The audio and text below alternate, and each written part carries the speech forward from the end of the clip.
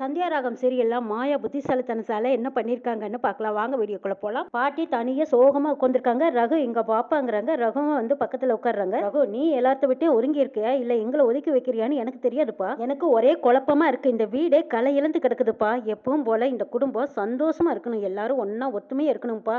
அதுதான் என்னோட ஆசை. இவங்க ரெண்டு பேரும் பேசிட்டு இருக்கும் போது அங்க ஜோசியர் வர்றாங்க. பத்மாவும் பார்வதியும் பூ கட்டிக்கிட்டு இருக்காங்க. என்னது ஜோசியர் வந்திருக்காரு திடீர்னு அப்படின்னு பாக்குறாங்க.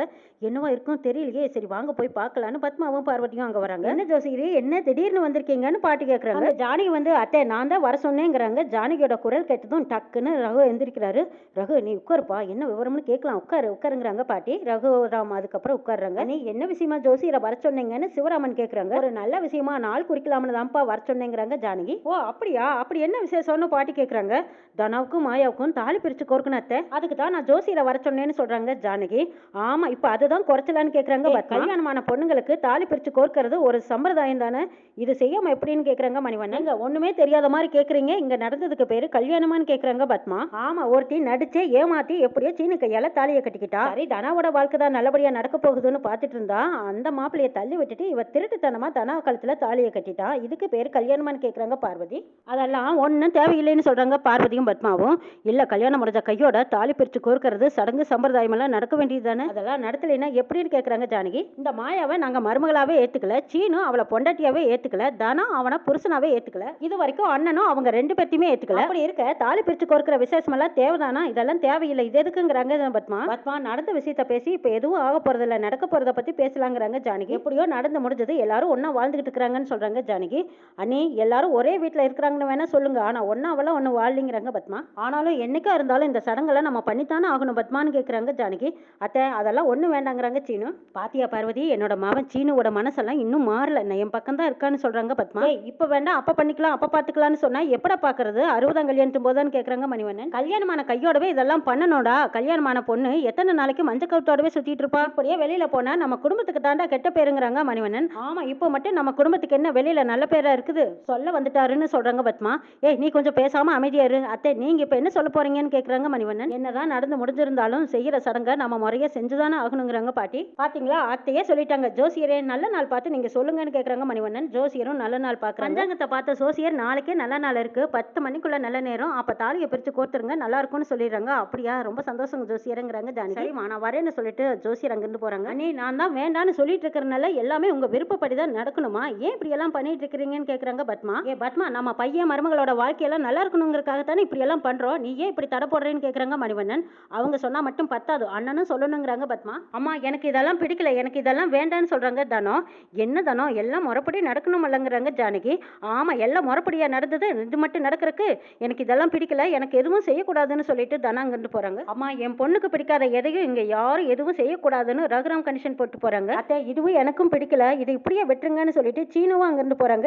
என்னடா சீனு, நீயும் இப்படி சொல்ற அப்படின்னு மணிவண்ணன் கூப்பிடுறாங்க, ஜானகியும் கூப்பிடுறாங்க. காதுல போட்டுக்காம சீனு விடுவிடுன்னு உள்ள போறாங்க. ஜானகிக்கும் பத்மாவுக்கும் உள்ளுக்குள்ள ஒரே சந்தோஷம். அண்ணே, சீனுவும் வேண்டான்ட்டான், தனாவும் வேண்டான்ட்டான், இந்த பேச்சை இப்படியே விட்டுருங்கிறாங்க பத்மா. ஓ, நீங்க நினைக்கிற மாதிரி இது இப்படியே விட முடியுமா என்ன, நான் பேசிக்கிறேன் அப்படின்ட்டு இப்ப மாய ரூமுக்குள்ள வர்றாங்க. வந்ததும் சீனு கிட்ட வம்பிழுக்கிறாங்க. என்ன, நீ நினைச்சதை சாதிச்சிட்டியலங்கிறாங்க. சீனு என்னன்னு கேக்குறாங்க. இந்த ஃபங்க்ஷனை வச்சா உண்மை வெளியில வந்துருமல்ல, அதனால தானே நீ வேண்டாங்கிற மாதிரி சொல்லிட்டு வந்தேன்னு கேக்குறாங்க மாயா. என்ன உண்மைன்னு கேக்குறாங்க சீனு. ஆமா, உன் மனசுல நான் இருக்கிறேன்னு எல்லாத்துக்கும் தெரிஞ்சு போயிருமல்ல, அதனால தெரியாம இருக்கட்டும்னு தானே இப்படி ரகசியமா வேண்டாத மாதிரி வந்துட்டேன், நான் உன்னைய நினைச்சிருக்கேன்னு கனவு கீது கண்டியான்னு கேக்குறாங்க சீனு. மனசுல நான் இருக்கேங்கிறது எனக்கு தெரியும், அதனால தானே உன்னோட நெஞ்சில என் பேரை பச்சை குத்தி இருக்கு, அதெல்லாம் நீங்க எல்லாருமா சேர்ந்து செஞ்ச வேலை, நான் ஒண்ணும் பண்ணலைங்கிறாங்க சீனு. சீனு, இப்ப கூட ஒண்ணு கெட்டு போயிடல, ரெண்டு பேத்துக்கும் சடங்கு செய்வாங்க, அப்புறம் உன் கையால என் கழுத்துல தாலி கட்ட சொல்லுவாங்க, இப்படி எல்லாம் செஞ்சா உனக்குள்ள இருக்கிற லவ் வெளியில வந்துரும்னு பயந்துகிட்டு தானே இந்த ஃபங்க்ஷனை நீ வேண்டான்னு சொல்ற. ஐயோ, எனக்கு லவ்வும் இல்ல ஒண்ணும் இல்லைங்கிறாங்க சீனு. நீ சொன்னதையெல்லாம் நானும் நம்பிட்டேங்கிறாங்க மாயா. அங்க பாரு மாயா, நீ பண்ண காரியத்துக்கு எனக்கு லவ் வராது, ஒன்னும் வராது. ஆமாமா, புதுசா எப்படி வரும், ஆல்ரெடி உள்ள மனசுக்குள்ள லவ் இருக்குது இல்ல சீனு. நீ மத்தவங்களை வேணா ஏமாத்தலாம், ஆனா என்னைய ஏமாத்த முடியாது, இவங்களுக்காக வேணா நீ இந்த ஃபங்க்ஷனை வேண்டான்னு சொல்லலாம். அப்படியெல்லாம் எதுவும் கிடையாது, எனக்கு இந்த ஃபங்க்ஷன் பிடிக்கல, அதனால நான் வேண்டான்னு சொல்றேங்கிறாங்க சீனு. ஆமாமா, உனக்கு என்ன பிடிச்சிருக்கு, அதனால தானே மற்றவங்களுக்காக நீ வேண்டான்னு சொல்ற சீனு. எங்க இந்த ஃபங்க்ஷன் நடக்கும்போது என் மேல இருக்கிற லவ் எக்ஸ்போஸ் ஆயிருமோன்னு தானே நீ வேண்டான்னு சொல்ற சீனு. எதுக்காக பயந்தே, இதெல்லாம் வெளியில தெரிஞ்சா அசிங்கமா போயிருன்னு தானே வேண்டாங்கிற, உன்னை பத்தி எனக்கு தெரியுது சீனுங்கிறாங்க. உன் மேல எல்லாம் எனக்கு லவ்வும் கிடையாது ஒன்னும் கிடையாதுங்கிறாங்க. சரிடா, நீ ஒன்னும் டென்ஷன் ஆகாத, சீனு பயப்படுறான்னு நான் போய் பெருமா கிட்ட சொல்லிடுறேன், சரி நான் போறேன்னு போறாங்க. நில்லு, யார் பயப்படுறா, நீ பயப்படுறதும் உன் முகத்திலேயே தெரியுதே. ஸ்வீட் சாப்பிடாம இருக்கிறது ரொம்ப ஈஸி தான். ஆனா வேலை பார்த்துக்கிட்டே சாக்லேட் கிடைச்சும் சாப்பிடாம இருக்கிறது தான் ரொம்ப கஷ்டம்ப்பா. சரி, உனக்கு அதிர்ஷ்டம் அவ்வளவுதான் நான் நினைச்சுக்கிறேன். ஆனா நீ என் பக்கத்துல உட்காரணும். அவங்க சொல்ற மாதிரி சம்பிரதாயமெல்லாம் நடத்தணும். நீ என் கழுத்துல தாலியை கட்டணும். பயமெல்லாம் உன் கண்ணுலயே எனக்கு நல்லா தெரியுதுங்கிறாங்க மாயா. அப்படின்னா உன் கண்ணு தான் கோளாறுன்னு அர்த்தம். உன் மேல லவ்வும் கிடையாது, ஒன்றும் கிடையாது. என் முகத்துல எல்லாம் எந்த பயம் இல்லை, என் மனசுலயும் பயம் இல்லைங்கிறாங்க சீனு. நான் யாருங்கிறத காட்டுறாரு அப்படின்னு சொல்லிட்டு சீனு வெகு வேகமா போனதும், அத்தை அத்தை அந்த ஃபங்க்ஷனை ரெடி பண்ணிருங்க, எனக்கு ஓகே தான் அப்படின்னு சொல்லிட்டு சீனு சொல்லிட்டு நிக்காம போறாங்க. இதை பார்த்துக்கிட்டு இருக்கிற பார்வதியும் பத்மாவும், என்ன நீ இது சீனு என்ன இப்படி சொல்லிட்டு போறான்னு கேக்குறாங்க பார்வதி. பாத்தியா பத்மா, என் பையன் எப்படி சொல்லிட்டு போறான்னு, இந்த ஃபங்க்ஷனை செய்யலான்னு சொல்லிட்டு போறான். இனிமே யார் நினைச்சாலும் அது நிக்காது, தாராளமா செய்யலாம்னு சொல்றாங்க மணிவண்ணன். என் மாயா அவங்கிட்ட என்னடி சொல்லி இப்படி ஒத்துக்க வச்சேன்னு கேக்குறாங்க பார்வதி. அதுவா, நான் ஃபங்க்ஷன் வச்சுக்கலான்னு நான் போய் கேட்டேன், சரின்னு சொல்லிட்டு போறாரு. வேற என்ன இன்னுமா உங்களுக்கு டவுட்னு கேக்குறாங்க மாயா. அண்ணே கதிருக்கு இதுல சம்மதம் தான், ஆனா தானா ஒத்துக்க மாட்டா. தானா ஒத்துக்கலைன்னா இந்த ஃபங்க்ஷன் வேண்டான்னு அண்ணன் வேற சொல்லிட்டாரு. இப்ப என்ன நீ பண்றதுன்னு சிவராமன் கேக்குறாங்க. சீனு ரூமுக்குள்ள டென்ஷனா வந்து நிக்கிறாங்க. பின்னாடியே பத்மா வந்து, டே சீனு என்ன நினைச்சுக்கிட்டு இருக்கிற, உன் மனசுல எதுக்குடா இந்த ஃபங்க்ஷனை சரின்னு சொல்லிட்டு வந்தேன்னு கேக்குறாங்க பத்மா. அம்மா அவ மேல எனக்கு எந்த ஒரு ஃபீலுமே கிடையாது, அவ சொன்னாங்கிறதுக்காகவெல்லாம் நான் ஒத்துக்கல. ரொம்ப தான் ஓவரா பேசுறாமா, அவளுக்கு பயந்துக்கிட்டு தான் இந்த ஃபங்க்ஷன் நான் வேண்டாங்கிற மாதிரி சொல்லிட்டு இருக்கா. அப்படியெல்லாம் இல்ல, என் மனசுல எல்லாம் அவ இல்லம்மா அப்படின்னு சொல்லிட்டு போறாங்க. சீனு அட என்னடா இது, இவன் உள்ள ஒரு மாதிரி பேசினா வெளியே ஒரு மாதிரி பேசுறானே, இவனை நம்பர் தான் வேண்டாமா, ஒண்ணுமே புரியலையேன்னு பத்மா குழம்பத்தோட வெளியில வராங்க. தானா அவங்க ரூம்ல இருக்காங்க. அங்க ஜானகி வராங்க. தானா ஏன்டா இப்படி பண்ற, சீனு கூட தாலி பிரிச்சு கோர்க்கிற ஃபங்க்ஷனை ஒத்துக்கிட்டா, நீ தான் வேண்டான்னு சொல்றியே, ஏன் இப்படி பண்றேன்னு கேக்குறாங்க ஜானகி. அப்படின்னா அவனுக்கு பண்ணுங்க, எனக்கே பண்றீங்க, எனக்கு வேண்டாங்கிறாங்க தானா. தானா இதெல்லாம் கல்யாணத்துக்கு அப்புறம் செஞ்சுதானமா ஆகணுங்கிறாங்க ஜானகி. ஏமா இப்படி பண்ற, ஏமா இன்னும் எவ்வளவு நாளைக்கு தான் நீ சொல்றதையே நான் கேட்டுட்டு இருக்க முடியும், தாலி இன்னும் என் கழுத்துல தொங்கிக்கிட்டு இருக்கிறதுக்கு காரணமே நீ தான். அந்த திருட்டு ராஸ்கலை பஞ்சாயத்துல புருஷனா ஏத்துக்கிறேன்னு சொல்ல சொன்னேன், நானும் அவங்க கூட ஊருக்கு போயிட்டு வான்னு சொன்னேன், அதுவும் சரின்னு நான் ஒத்துக்கிட்டு போயிட்டு வந்தேன். அதுக்கப்புறம் சொந்தக்காரங்க வந்தாங்க, அவன் கையால மோதிரத்தை போட சொல்லி நீயும் சொன்ன, சரின்னு நானும் போட்டுக்கிட்டேன். இன்னும் எவ்வளவு நாளைக்கு தான் நீ சொல்றத நான் கேட்டுட்டே இருக்கணும், ஆனா நான் சொல்றதை மட்டும் நீ கேட்கவே மாட்டியலமா, எனக்கு மனசு இல்லையா, வெறும் கல்லு தானான்னு கேக்குறாங்க. ஐயோ தானா அப்படியெல்லாம் இல்லம்மா, எல்லாமே நடத்த வேண்டியதெல்லாம் நடத்தித்தானமா ஆகணும், வாழ்க்கையில நடக்க வேண்டியதை நடத்தித்தானே பார்க்கணுங்கிறாங்க ஜானகி. எது வாழ்க்கையானு வாழ்க்கை இருக்கா, நான் இருட்டுக்குள்ள உட்காந்துட்டு இருக்கிற மாதிரி இருக்குமா, எனக்குள்ள ஒரு சின்ன வெளிச்சம் கூட இல்ல. இந்த தாலி என் கழுத்துல ஏறின போதே நான் அப்பவே உயிரை விட்டுருப்பேம்மா, அதையும் நீங்க தடுத்து நிறுத்திட்டீங்க. உனக்காகவும் அப்பாவுக்காகவும் தான் நான் இன்னும் உயிரோட இருக்கேன். எனக்குன்னு எவ்வளவு ஆயுசை கொடுத்துருக்காரோ அது வரைக்கும் நானும் வாழ்ந்துட்டு போயிடுறேமாங்கிறாங்க தானா. அம்மா என்னோட ஆயுசு வரைக்கும் நான் இங்கேயே இருக்கேன், அதை செய்ய இதை செய்யன்னு சொல்லி என்னை கட்டாயப்படுத்தாதம்மா, தயவு செய்து நான் கெஞ்சி கேட்டுக்கிறேன், என்கிட்ட இதை பத்தி பேசாதேன்னு கெஞ்சி அழுகுறாங்க தானா. ஜானகி மறுபேச்சு இல்லாம அவங்க கண்ணுல வந்த கண்ணீரை தொடச்சிக்கிட்டு போயிடுறாங்க. அங்க கதிர் வந்து மறைஞ்சு நின்று இவங்க அம்மாவும் மகளும் பேசிட்டு இருக்கிறத கேக்குறாங்க. ஜானகி போனதுக்கு அப்புறமா கதிர் வந்து ஏன் தானா இப்படி எல்லாம் பேசுறேன்னு கேக்குறாங்க. அவங்க என்னோட அம்மா, நான் அவங்க கிட்ட எப்படி பேசணும் என்ன பேசணும்னு எனக்கு தெரியும், அதை பத்தி உனக்கு என்ன, உன் வேலை என்னமோ அதை பார்த்துட்டு போ. தானோ ஏன் இப்படி எல்லாம் பண்ற, அம்மா தான் அவ்வளவு தூரம் சொல்றாங்கல்லங்கிறாங்க கதிர். ஏ என்னடா புருஷங்கிற அதிகாரத்தை எடுத்துட்டு வந்திருக்கியா, என் முன்னாடி நிக்காத, முதல்ல இங்கிருந்து முதல்ல நீ யாருடா, என் வாழ்க்கையை கெடுத்த பிராடு, நீ வந்து என்கிட்ட முன்னாடி நின்று பேசணும், அதுக்கு தான் நான் உன்கிட்ட நிறைய தடவை சாரி கேட்டேன்னு சொல்றாங்க கதிர். உன்னோட சாரி யாருக்குடா வேணும், அதை கொண்டு போய் குப்பையில போடு, கொலையை செஞ்சுட்டு சாரி கேட்டா எல்லாம் சரியா போயிடுமாடா, நீ பண்ணதுக்கு பேரு கொலை தான், என்னோட விருப்பம் என்னோட லட்சியம் இது எல்லாமே ஒரே நொடியில கொன்னுட்ட. தானா இப்போவும் நீ நினைச்ச வாழ்க்கை உனக்கு கிடைக்கும், நீ நினைச்ச மாதிரி வாழலாம், அதுல எந்த தடையும் இல்லைங்கிறாங்க கதை.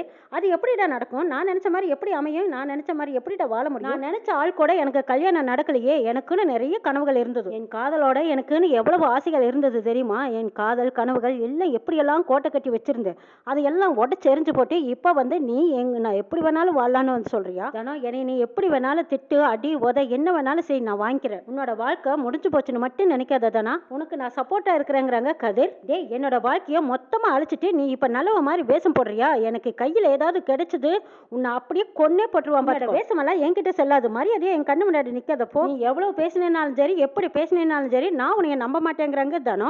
ஆனா நீ நம்ப வேண்டாம், அத்தை நம்புறாங்கல்ல, அவங்க இந்த ஃபங்க்ஷனை நடத்தி பார்க்கணும்னு ஆசைப்படுறாங்க, அத்தையோட ஆசைப்படி நடக்கட்டும், நான் சொல்றதை கேளுங்கிறாங்க கதிர். டே நீ சொல்றதையெல்லாம் நான் கேட்கணுமா, முதல்ல என் கண்ணு முன்னாடி நிக்காதானோ, அத்தையை நான் அம்மா மாதிரி பாக்குறேன், அவங்க கண்ணீரை என்னால பார்க்க முடியல, அவங்க கண்ணீர் விட்டுக்கிட்டு இருக்கிறாங்க, தயவு செய்து அவங்க சொல்றதுக்கு நீ ஒத்துக்கோங்கிறாங்க கதை. நடிக்கிற மாதிரி பேசாத, நீ இப்படி நடிச்சின்னா நான் நம்பிடுவேனாங்கிறாங்க தானா. இப்போ உனக்கு என்னதான் பிரச்சனைங்கிறாங்க. நீ தாண்டா எனக்கு பிரச்சனை, உன் முகத்தை பார்க்கவே பிடிக்கல, தினம் தினம் உன் முகத்தை பார்க்கறேன் பாரு, ஒரே ரூம்ல ஒன்னா இருக்கிறோமே அது எனக்கு பிடிக்கவே இல்லை, என் லைஃப்ல இருக்கிறேன்னு நினைக்கும் போதே நான் ஏன் தான் வாழணும்னு எனக்கு தோணுதுங்கிறாங்க தானா. இப்போ என்ன தானே உனக்கு பிரச்சனை, நான் உன் லைஃப்ல இருக்கக்கூடாது அவ்வளவுதானே தானா, நான் இந்த வீட்டை விட்டே போயிடுறேன், உன் மேல சத்தியம் இல்ல இல்ல என் மேலேயே சத்தியம், இன்னும் ஒரே மாசத்துல நான் இந்த வீட்டை விட்டு வெளியே போயிடுறேன், நீ மட்டும் ஃபங்க்ஷனுக்கு ஒத்துக்கோன்னு கெஞ்சி கேட்கறாங்க கதை. உன்னோட வாழ்க்கையை காப்பாத்துறதுக்கு தான் நான் இந்த அளவுக்கு போறேன், போறேன்னு நீ மட்டும் இந்த ஃபங்க்ஷனுக்கு ஒத்துக்கோ நான் இங்கிருந்து போயிடுறேன்னு சொல்றாங்க கதிர்.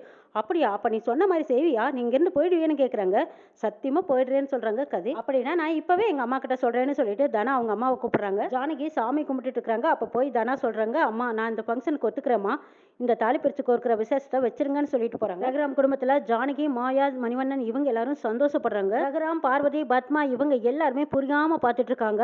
அந்த நிமிஷம் வரைக்கும் தனா இந்த ஃபங்க்ஷனே வேண்டான்னு வெறுப்பா இருந்தவ இப்ப சரின்னு சொல்லிட்டு போறாளே, எதனால, என்ன காரணம் அப்படின்னு எல்லாரும் புரியாம ஆச்சரியமா பாக்குறாங்க. தனாவுக்கு இஷ்டம்னா தாராளமா செய்யலாங்கிற மாதிரி ரகுராம் அமைதியா உட்காந்து பாக்குறாங்க. ஜானகி ரொம்ப சந்தோஷப்படுறாங்க. தனா ஜானகி கிட்ட சொல்லிட்டு கதிர்கிட்ட வந்து சொல்றாங்க, நீ சொன்ன வார்த்தையை காப்பாத்து, நான் இப்ப அம்மா கிட்ட பேசிட்டு வந்துட்டேன், இந்த ஃபங்க்ஷன் முடிஞ்சதும் நீ வீட்டு விட்டு வெளியே போயிடணுங்கிறாங்க. அதுக்கு கதிர், கண்டிப்பா வெளியில போயிடுறேன், நீ சொன்னதுக்கு தேங்க்ஸ்னு சொல்லிட்டு போறாங்க. ரகுராம் குடும்பத்துல விசேஷம் வச்சிருக்காங்கன்னு தெரிஞ்சதும் மகாலிங்கம் உடனே புவனேஸ்வரி கிட்ட சொல்றதுக்காக ஓடி வந்திருக்காங்க. அடடே வாங்கலிங்கம் வாங்க, வந்து உட்காருங்கன்னு கூப்பிடுறாங்க. முக்கியமான விஷயம் பேசணும்னு சொன்னீங்களே, என்ன விஷயம்னு கேக்குறாங்க பரமேசு. நீ பேசுறதுக்கு என்ன இருக்குது, அதான் சொத்தை பிரிக்கிற விஷயத்துலயும் நீங்க சொதப்பிட்டீங்களேங்கிறாங்க புவனேஸ்வரி. ஏங்க நான் என்னங்க பண்ணட்டும், சொத்தை பிரிச்சு ஆளுக்கு ஒரு பக்கமா போயிட்டாங்கன்னா வீடே அலங்கோலமா போயிடும்னு நான் நினைச்சேன். ஆனா அவங்க என்னடான்னா நாளைக்கு ஏதோ வீட்டுல கோலாகலமா விசேஷம் வச்சிருக்கிறாங்களாமேன்னு சொல்றாங்க மகாலிங்கம். இந்த செய்தியை கேட்டதும் புவனேஸ்வரி அப்படியே கண்ணு திறந்து, என்னது மறுபடியும் அந்த வீட்டுல விசேஷமா, அப்படி என்ன விசேஷம்னு கேக்குறாங்க. நாளைக்கு மாயாவுக்கும் தனத்துக்கும் தாலி பிரிச்சு கோர்க்கிற விசேஷத்தை கோயில்ல வச்சிருக்காங்களா, இது ஜானகி சொல்லித்தான் நடக்குதுன்னு நான் கேள்விப்பட்டேங்கிறாங்க. மகாலிங்கம் சொல்றீங்க, பிடிக்காத கல்யாணத்துல இது வேறையாங்கிறாங்க புவனேஸ்வரி. எனக்கு பிடிக்காத விஷயத்தையே இந்த ஜானகி செஞ்சுட்டு இருக்கா, அவ முன்னாடி நான் தோத்து போய்கிட்டே இருக்கேங்கிறாங்க புவனேஸ்வரி. ஆமா, கோயில்ல கிடைக்க வேண்டிய மரியாதையும் அந்த ஜானகி வாங்கிட்டா. நாளைக்கு பொண்ணுங்களுக்கு விசேஷத்தை வர வைக்கிறாளான்னு கேக்குறாங்க பரமேசு. அண்ணே நாளைக்கு ஜானகி உட்காந்து அழுகணும், ஊருக்கு முன்னாடி அசிங்கப்பட்டு அவமானப்பட்டு நிக்கணும்னு எல்லாரும் ஒண்ணு சேர்ந்து இந்த விசேஷத்தை கோலாகலமா செய்யும் போது நம்மளால என்னமா பண்ண முடியும்னு கேக்குறாங்க பரமேசு. அண்ணே இப்ப இருக்கிற அந்த துருப்புச்சீட்டியே அந்த தனா தான், அந்த குடும்பத்துக்கே தனா தான், தனாவை வச்சுதான் ஆட்டம் காட்டணும், அவளை எப்படியாவது நாளைக்கு ஃபங்க்ஷன்ல கலந்துக்காத அளவுக்கு அவளை நம்ம இங்க வரவழைக்கணுங்கிறாங்க புவனேஸ்வரி. அது எப்படி முடியும்னு கேக்குறாங்க பரமேசு. அதெல்லாம் முடியும், என்னால முடியும்னு வராங்க கார்த்தி. அந்த பொண்ணை நீ தேடி போய் கூப்பிட்டே அவ வரமாட்டேன்னு சொல்லிட்டாலே, அப்புறம் எப்படி நீ கூப்பிட்டு அவ வருவான்னு கேக்குறாங்க மகாலிங்கம். டே அவ தான் நீ போய் கூப்பிட்டு என்ன மறந்துடுங்கன்னு சொல்லிட்டாலே, அப்புறம் எப்படி வருவான்னு கேக்குறாங்க பரமேசு. கண்டிப்பா வருவாப்பா, நான் போய் கூப்பிட்டா தானே வரமாட்டா, நான் செத்துட்டான்னு சொன்னா வருவாள்ங்கிறாங்க.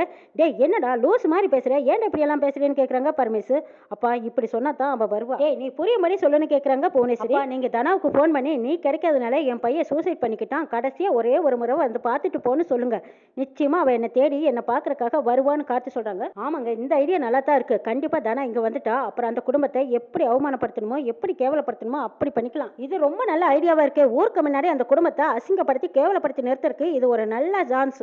இப்படி ஒரு அருமையான வாய்ப்பை நம்ம தவற விடக்கூடாது, எப்படியாவது தனாவை வரவழைச்சிடணும்னு 3 பேரும் பிளான் பண்ணிருக்காங்க. ஆனா எப்படி இந்த ஃபங்க்ஷனுக்கு திடீர்னு ஒத்துக்கிட்டான்னு மாயாவுக்கு சந்தேகமா இருக்கு. கார்த்தி இப்படி கெட்ட வழியில திட்டம் போடுவான்னு தெரிஞ்சுக்கிட்டு தான் மாயா இப்ப அந்த திட்டத்தை எல்லாம் உடைக்கிறதுக்காக மாயா ஒரு திட்டம் போடுறாங்க.